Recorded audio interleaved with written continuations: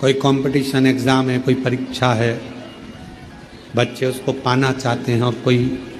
इच्छा उसके भीतर पाने की जागृत होती है, तो वो उसको पाने का बहुत प्रयास करता है, बहुत प्रयास।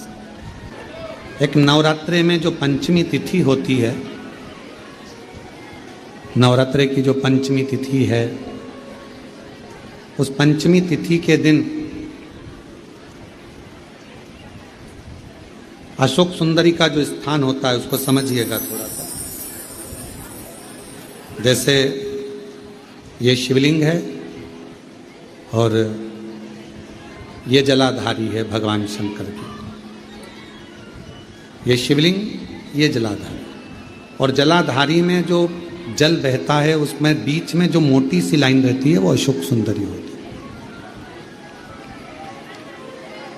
जैसे कई बेटे हैं, बेटियां हैं, कोई व्यक्ति व्यापार चालू कर रहा है, कोई व्यक्ति अपना नया भवन निर्माण कर रहा है, नए भवन में जा रहा है,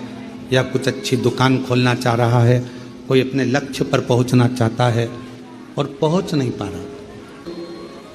माँ आदिशक्ति की पूजन की जो पंचमी तिथि होती है, इस पंचमी तिथि पर अशोक सुंदरी वाली जगह पर,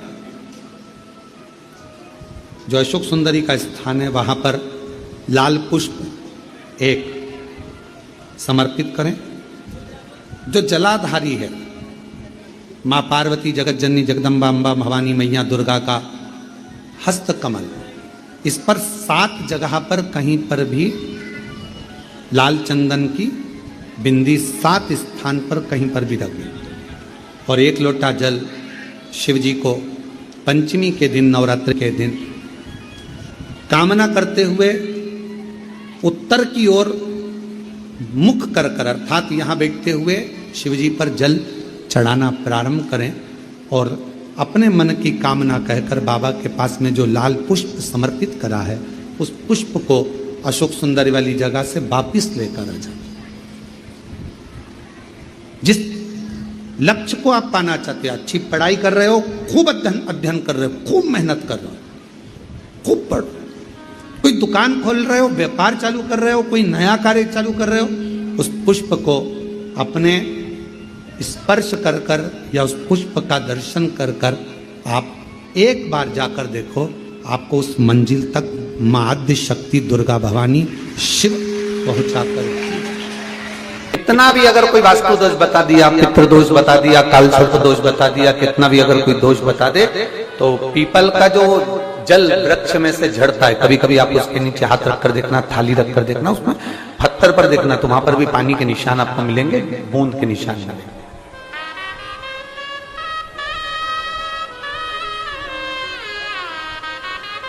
मात्र उस पीपल के वृक्ष के जल की एक बिंदी,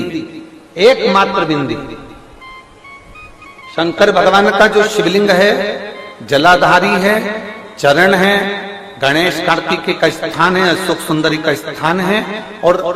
प्रत्येक जलाधारी में से पानी बीच में से आकर नीचे की ओर गिरता है, नीचे की ओर गिरता है। आप लोगों के स्मरण में हमने पहले भी बताया कि राइट में किसका स्थान है? गणेश जी का, लेफ्ट में कार्तिक के, बीच में अशोक सुंदरी। ये क्या है? पार्वती जी का हस्त कमल, शिवलिंग, और ऊपर से जो जल एक एक बूंद शंकर जी के शिवलिंग पर गिर रहा है, वो शंकर जी की 5 लड़कियां, जया, विषहरा, शामली बारी, दौतली और देव, शंकर जी की 5 लड़कियों, एक एक बूंद पानी शिव जी पर गिरा रहा।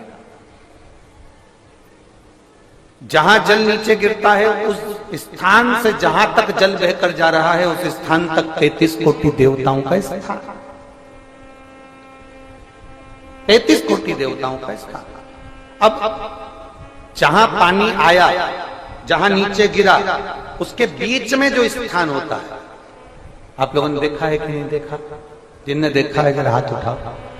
ये पानी जैसे यहां तक आया और यहां के बाद नीचे गिरेगा, तब वो नाली के माध्यम से बाहर जाएगा। तो जितनी दूर यहां से वो नीचे की ओर जो गिर रहा है, यहां से वो नीचे की ओर जो पानी जा रहा है, ये जो स्थान होता है, ये हमारे 3 दोषों को निवारण तुरंत कर देता है। एक हमारा पितृदोष, एक हमारा कालसर्प दोष और एक हमारा वास्तु दोष का निवारण ये तुरंत करता है। और ये तो हमने केवल आपको शिव महापुराण के माध्यम से बताया कि ये 3 दोष का निवारण कर देता है, पर यदि कभी आप ध्यान से लिंग पुराण को पढ़ेंगे, आप यदि लिंग पुराण को पढ़ेंगे और गीता प्रेस गोरखपुर की लिंग पुराण को लाकर यदि आप पढ़ते हैं, या गीता प्रेस गोरखपुर की शिव अंक को भी आप अगर पढ़ेंगे, उसका नंबर हमारे स्मरण में नहीं आ रहा है, शिव अंक को भी अगर आप पढ़ेंगे तो उसमें भी आपको वर्णन मिलेगा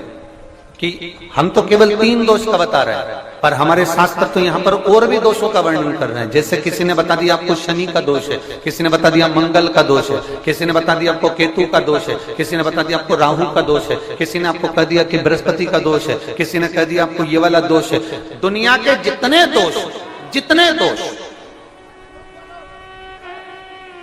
पीपल के वृक्ष के झड़ता हुआ जल की एक बूंद का स्पर्श, भले वो सूख गई हो, उसका एक स्पर्श मात्र जहां पानी नीचे की ओर गिर रहा है, उतनी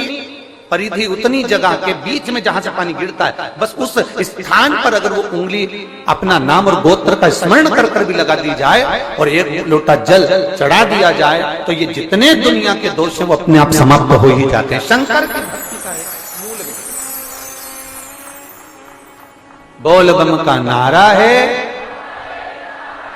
और अच्छे से समझ लो, जरा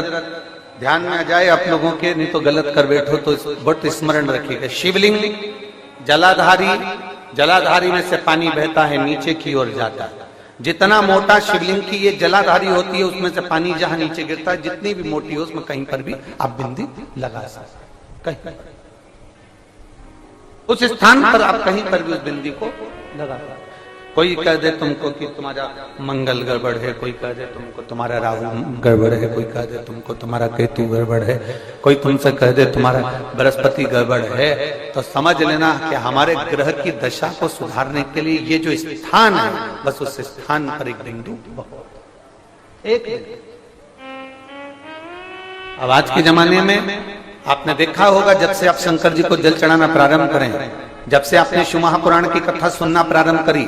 तब से आपने सुना होगा कि कोई भी अब ज्यादा आपको सुनने को नहीं मिलता कि वास्तु दोष हो गया, कि पितृदोष हो गया, कि कालसर्प दोष हो गया। इसके पहले का जो समय था, उस समय किसी को भी पत्रिका दिखाओ, किसी के पास भी जाओ, वास्तु दोष, कालसर्प दोष, पितृदोष, ये सारे दोष चलते रहते थे। पर तुमने जो एक लोटा जल शंकर भगवान को समर्पित करा, तुम्हारा चढ़ा हुआ जल उसी स्थान से नीचे गिर रहा है जहां हमने बिंदी लगाने का बताया, वहां से नीचे गिर रहा है, तो तुम्हारा दोष जल चढ़ाते चढ़ाते अपने आप वो दोष समाप्त होता चलेगा।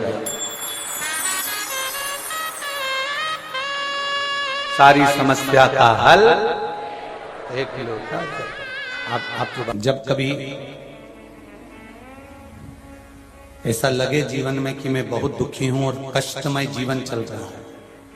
और कोई समस्या का हल ही नहीं मिल रहा, बहुत दिन हो गए जूझ रही हूं मैं इन समस्याओं से, तो बेलपत्री की जड़ के अंतर्गत, जो बेलपत्री का बड़ा वृक्ष हो, उसकी जो जड़ हो, उस जड़ पर लाल चंदन घिसकर या लाल चंदन से कटोरी में घिसकर लेकर जाएं। शिवजी पर लाल चंदन से पूजन करने के बाद में उसी चंदन को लेकर आकर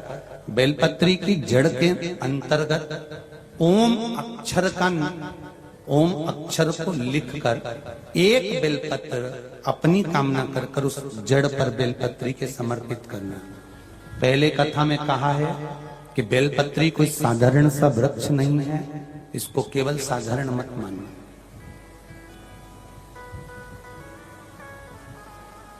ये कोई सादा सा वृक्ष नहीं है। बेलपत्री की जड़ में ओम शब्द लिखकर, अक्षर लिखकर, उस पर एक बेलपत्र समर्पित कर कर शिव जी से अपनी कामना कर कर, जो प्रदोष के दिन, प्रदोष काल के अंतर्गत बेलपत्री के वृक्ष की पूजन कर कर, ये नाद कर कर, ओम अक्षर का नाद कर कर स्मरण कर कर आता है। ज्यादा से ज्यादा कहेंगे तो 4 दिन 5 दिन में या 6 दिन में मेरा देव अधिदेव महादेव जो समस्या और टेंशन जिंदगी में चल रहा होता है उससे थोड़ा बहुत तो निजात मेरा देव अधिदेव महादेव उसी समय करना प्रारंभ कर देता है। शिव कृपा होने लगती।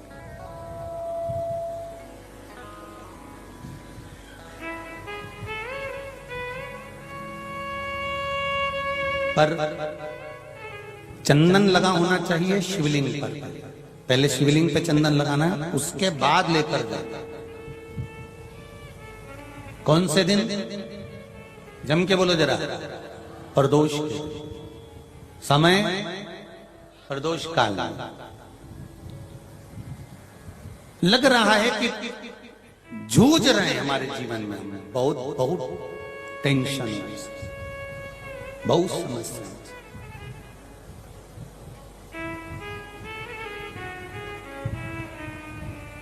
तब ओम अक्षर का नाद मूल होना चाहिए। तुम रुकेश्वर शिव जी का वो नाम है। यहां तक शास्त्र के अंदर अगर हम स्कंद पुराण को पढ़ें, लिंग पुराण को पढ़ें, आप शिव महापुराण का अध्ययन करें, गीता प्रेस गोरखपुर की शिव पुराण लाओ, स्कंद पुराण लाओ, लिंग पुराण लाओ, इन सारी पुराणों को लेकर अगर आप पढ़ेंगे तो उसमें आपको अध्ययन में मिलेगा कि तुमरुका जी भगवान शिव के ऐसे भक्त थे, भगवान शंकर के ऐसे उपासक थे कि जिस मार्ग से निकल कर जाते थे उस मार्ग को वो सुलभ करते हुए जाते थे, सुलभ करते हुए। कोई कहे गुरुजी हमारा इतना कर्जा हो गया, गुरुजी इतना कर्जा हो गया, गुरुदेव वो कर्जा समाप्ति नहीं हो रहा। हमारा पैसा विदेश में उलझ गया, हमारा पैसा किसी ने खा लिया, हमारा पैसा नहीं आ रहा, हम तो जगह जगह से कर्ज ले लेकर अपना कर्जा चुका रहे, वापिस कर्जे में डूबते जा रहे। हमारा निवेदन है शिव जी के मंदिर में भगवान शंकर को अगर आप जल चढ़ाने के लिए रोज जाते हो, प्रतिदिन जाते हो, आप जब शिव जी को जल चढ़ाते हो तो आप जल चढ़ाने के बाद अपने हाथ की ये 3 रेखाएं, ये 3 उंगलियां, अपने हाथ की ये 3 उंगलियां 3 स्थान पर स्पर्श करो। शिवलिंग का स्पर्श, जगतजननी दुर्गा भवानी अर्थात जिसपे शिवलिंग रखा हुआ है वो जलाधारी का स्पर्श, और तीसरा जैसे ये पानी चढ़ाने के बाद ये पानी यहां आता है और यहां से जो नीचे गिरता है, जितनी मोटाई शिवलिंग की जलाधारी की है उस जगह पर अपनी 3 उंगली का स्पर्श तुम रुकेश्वर महादेव के नाम से करो, और यही 3 उंगली लाकर अपने घर के दरवाजे पर स्पर्श करो। धीरे धीरे गया हुआ पैसा वापिस आएगा और कर्जे से तुम मुक्त जरूर हो। जितनी अड़चने, जीवन की जितनी अड़चने हैं, ये तुमरुका जी के नाम का स्मरण करने से, तुम रुकेश्वर महादेव का स्मरण करने से छूट जाए। यहां तक जिनके ब्लॉकेज बता दिए गए हैं, हार्ट में ब्लॉकेज बता दिए गए हैं, नसें ब्लॉकेज बता दी गई है, डॉक्टर ने कहा है कि बाईपास कराना पड़ेगा। हम यहां तक कहें डॉक्टर का इलाज कराते रहो। डॉक्टर शिव का एक रूप होते हैं, भगवान शंकर का एक स्वरूप अगर कोई है तो वो पूरी दुनिया के डॉक्टर है। आप उनका कहना मानो, पर उनसे निवेदन करना, डॉक्टर साहब ऑपरेशन कराएं, कम से कम 10 घंटे दे दो, 10 घंटे के बाद ऑपरेशन करा लेंगे, 2 दिन दे दो। उस बीच में जाकर जल चढ़ाना तुम रुकेश्वर के नाम से, 7 बार एक ही लोटे का जल 7 बार तुम रुकेश्वर महादेव का नाम लेकर चढ़ाना, उसी जल को झेल कर लाना और तुम रुकेश्वर का नाम लेकर जिसकी नसें ब्लॉक है उस व्यक्ति के मुख में देना, और फिर 10 घंटे बाद डॉक्टर से कहना एक बार फिर जांच करो। धीरे धीरे नसें खुलना प्रारंभ हो जाती हैं तुम रुकेश्वर महादेव के नाम में। अड़चने जितनी आए, जितनी अटकलें आए, जितनी परेशानियां आए, जितनी जितनी तकलीफें आए, आप जब अड़चन में फंसो, जब अटकल में फंसो, जब कहीं तुम अटक जाओ, तब तुम रुकेश्वर महादेव का नाम स्मरण करें, तुम रुकेश्वर। और आज कहने में पीछे नहीं हटेंगे, दिल्ली की इस पवित्र धरा पर आप लोग इतने लाखों की संख्या में आए हैं और पूरा देश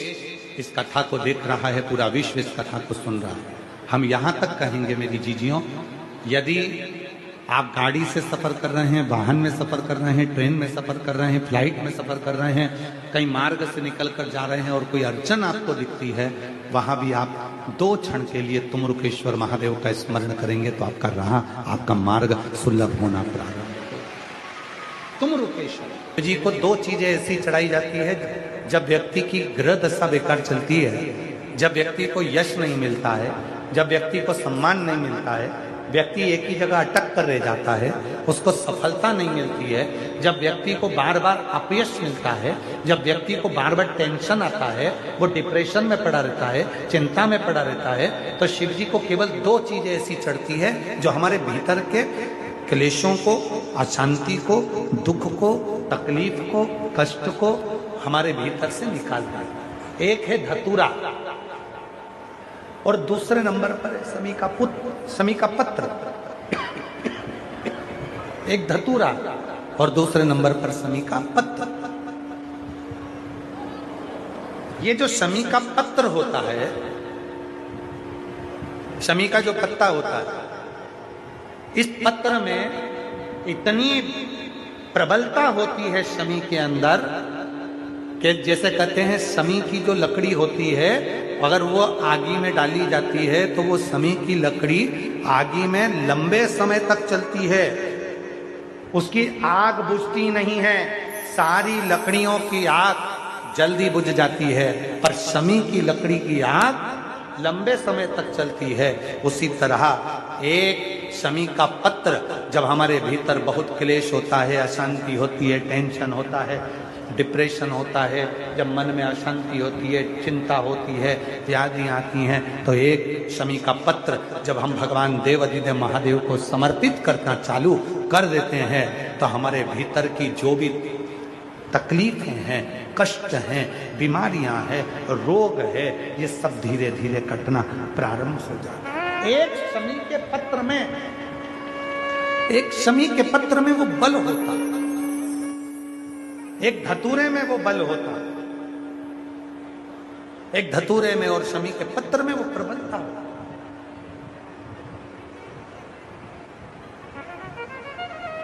धतूरे को भी 3 तरह से चढ़ाया जाता है। जब घर में बहुत क्लेश होता है, अशांति होती है, तो धतूरे को चढ़ाने के बाद शिव जी पे जल चढ़ाया जाता है। जब कोई घर में बड़ी बीमारी आ जाती है और डॉक्टर ने कह दिया कि इसकी तो ऑपरेशन ही कराना पड़ेगा, इसको कहीं ना कहीं तकलीफ ज्यादा ही है और ऐसा लग रहा है कि बहुत तकलीफ में जाएगी ये बीमारी, उस समय पर धतूरे में लाल चंदन और पीला चंदन लगाकर शिव जी को चढ़ाया जाता है। और तीसरे नंबर पर जब घर के लोग सब अलग अलग दिशा में जाने लगे, ना ये हमारी सुने ना वो हमारी सुने, सब अलग अलग दिशा में भाग रहे हैं, तब धतूरे के साथ 5 काली तिल को डालकर धतूरे पर शिव को समर्पित करना प्रारंभ किया जाता है, तो सब ठीक होना प्रारंभ। 3 क्रम धतूरे, 3 क्रम धतूरे।